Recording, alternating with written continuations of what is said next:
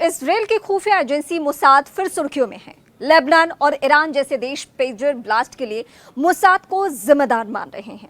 पिछले हफ्ते की हम बात करेंगे। लेबनान में एक साथ 1000 पेजर ब्लास्ट हुए, जिसमें हिजबुल्लाह के 1 दर्जन लड़ाकों की मौत हो गई और करीब 200 से ज्यादा घायल हो गए। पेजर ब्लास्ट के अगले दिन वॉकी टॉकी ब्लास्ट हुआ। इसके बाद हम आगे की कहानी बताते हैं। मोसाद अपनी स्थापना के बाद से ही हैरत अंगेज ऑपरेशन के लिए चर्चित रही है। उसकी गिनती दुनिया की सबसे खूंखार खुफिया एजेंसियों में होती है। मोसाद के सबसे खतरनाक मिशन में से एक है ऑपरेशन थंडरबोल्ट या एंदुबे ऑपरेशन, जिसे साल 1976 में अंजाम दिया गया था। उस ऑपरेशन में इसराइल के सिर्फ एक सैनिक की जान गई थी और वो थे इसराइल के मौजूदा प्रधानमंत्री बेंजामिन नेतन्याहू के भाई योनातन नेतन्याहू। तेल अवीव से उड़े जहाज की हाईजैकिंग 27 जून 1976 को एयर फ्रांस की फ्लाइट इसराइल के तेल अवीव से पेरिस के लिए रवाना हुई थी। एंथेस में रिफ्यूलिंग के बाद फ्लाइट ने जैसे ही टेक ऑफ किया, 4 हथियारबंद अपहरणकर्ताओं ने जहाज को हाईजैक कर लिया। पहले जहाज को लीबिया के बेनगाजी ले गए और वहां 7 घंटे रुकने के बाद जहाज को युगांडा के एतेम्बे हवाई अड्डे पर ले जाया गया। हाईजैकर्स में 2 फिलिस्तीनी नागरिक भी थे।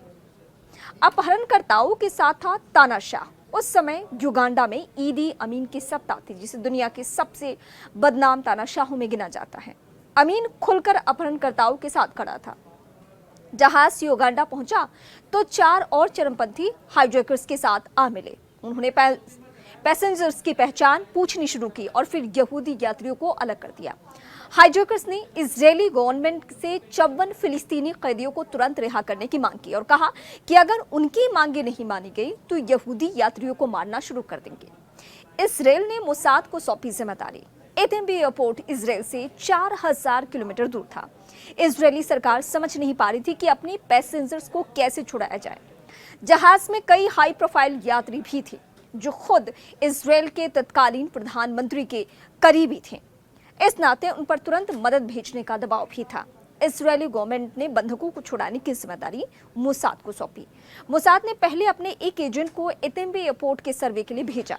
उसने केन्या से जहाज किराए पर लिया और एतेम्बे के ऊपर चक्कर काटकर उसकी तमाम तस्वीरें खींची। इसी बीच एतेम्बे हवाई अड्डे का नक्शा भी मिल गया। डैम, शॉम्ब्रॉन और नेतन्याहू को मिशन की कमान सौंपी गई। इजरायली कमांडोज ने नक्शे के मुताबिक प्रैक्टिस शुरू कर दी। इजरायली कमांडो जब तक तैयारी कर रहे थे, तब तक सरकार ने हाईजैकर्स को संकेत दिया कि वो उनसे बातचीत करने को तैयार हैं, ताकि थोड़ा और समय मिल जाए।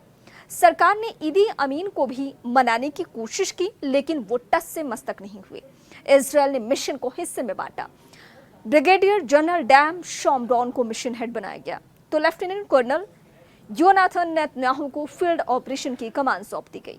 इसके बाद क्या हुआ वो बताते हैं। मोसाद ने आखिर कैसे दिया हाईजैकर्स को धोखा, वो जानना भी जरूरी है। माइकल बार जोहार अपनी किताब Mossad the greatest mission of the Israeli secret service में लिखते हैं कि ठीक उसी वक्त मॉरिशस में अफ्रीकी एकता संगठन की बैठक हो रही थी। ईदी अमीन उस बैठक में हिस्सा लेने रवाना हो गए थे। इजरायल ने इस मौके को भुनाने का फैसला किया। उन्होंने तय किया कि युगांडा ऐसे जहाज भेजे जाएंगे जिससे अपहरणकर्ताओं को लगे कि उसमें ईदी अमीन विदेश दौरे से वापस लौट रहे हैं। 4 जुलाई को इसराइल के 4 हरक्यूलिस विमान एतेम्बे के लिए रवाना हो गए।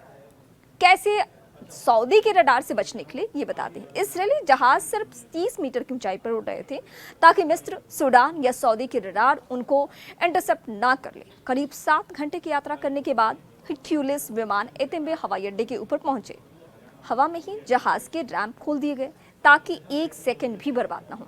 जहाज जब एतेम्बे एयरपोर्ट पर उतरा तो उससे सबसे पहले एक काली मर्सिडीज उतारी गई, जो युगांडा के राष्ट्रपति ईदी अमीन की मर्सिडीज से मिलती जुलती थी, ताकि अपहरणकर्ताओं को लगे कि उसमें ईदी अमीन वापस लौट रहे हैं। उससे ठीक पीछे 2 लैंड रोवर गाड़ियां थी जिनमें इसराइली कमांडोज भी बैठे थे। अब इसके आगे क्या हुआ वो बताते हैं। 20 मिनट में ऑपरेशन को अंजाम दिया गया। बीबीसी हिंदी की एक रिपोर्ट के मुताबिक इसराइली सैनिकों से यहाँ एक चूक हो गई। उन्हें पता ही नहीं था कि ईदी अमीन अब सफेद रंग की मर्सिडीज यूज करते हैं और एयरपोर्ट पे खड़े युगांडा के सैनिकों ने इसे भांप लिया। वो गोली चलाने लगे। इसके बाद इजरायली सैनिक को चंद सेकंड में उन्हें ढेर कर दिया और वे चीते की रफ्तार से उस बिल्डिंग की तरफ बढ़े जहां बंधकों को रखा गया था। इस बीच इजरायल ने क्या कदम उठाया वो बताते हैं। इस बीच इजरायल के 2 और जहाज कमांडो को लेकर वहां पहुंच गए और पीछे चौथा जहाज भी आ गया जो पूरी तरह खाली था। उसमें बंधकों को ले जाना था। करीब 20 मिनट के अंदर इजरायल ने अपने बंधकों को खाली जहाज में बैठा दिया। इजरायली कमांडोस ने एतेम्बे हवाई अड्डे पर खड़े 11 फाइटर प्लेन भी उड़ा दिए ताकि युगांडा के सैनिक उनका पीछा न कर सके।